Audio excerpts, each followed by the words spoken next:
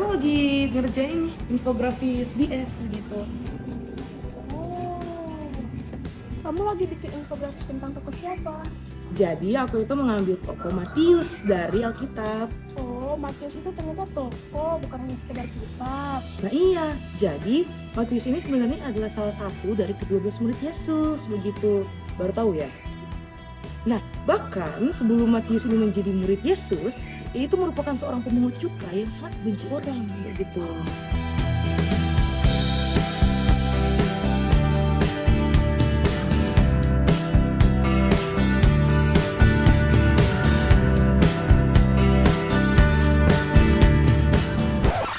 Nah, bagaimana dengan kalian? Apakah kalian berusaha mengetahui fakta bahwa Matius itu sebenarnya merupakan seorang tokoh Alkitab dan bukan hanya sekedar kitab saja?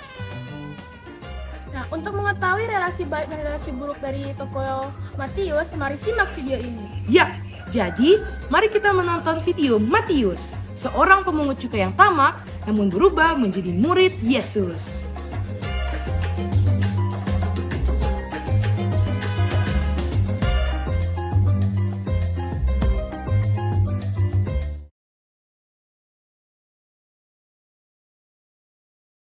Wah, jadi halo teman-teman. Sepertinya kita sudah berpindah tempat ya. Iya nih, soalnya kamu sebelumnya pegang-pegang laptop sambil berdiri. Jadi biar gampang aja deh. Oke, siap-siap. Nah, baik. Jadi kami di sini akan menjelaskan mengenai tokoh Matius.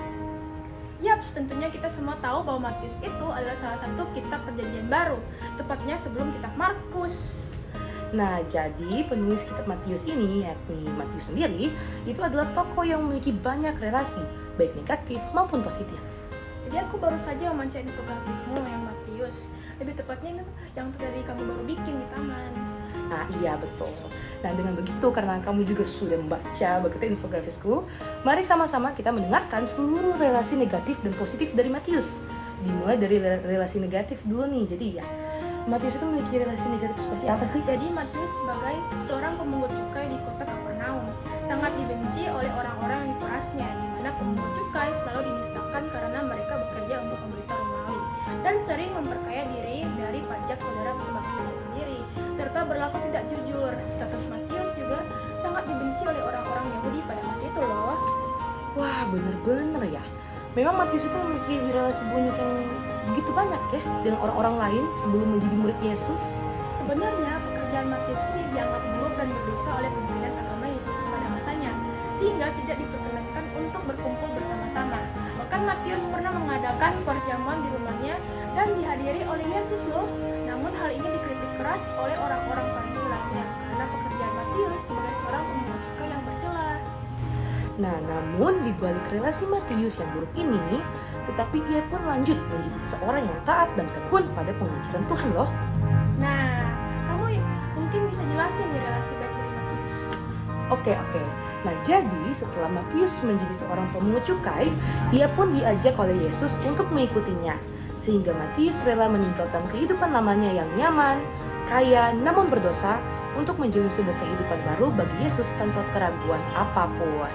Nah, barulah mulai dari titik ini, Matius pun menjadi pribadi yang selalu bersedia untuk hidup dalam kesukaran dan ketidakpastian demi memenuhi pelayanannya sebagai salah satu dari ke-12 murid Yesus.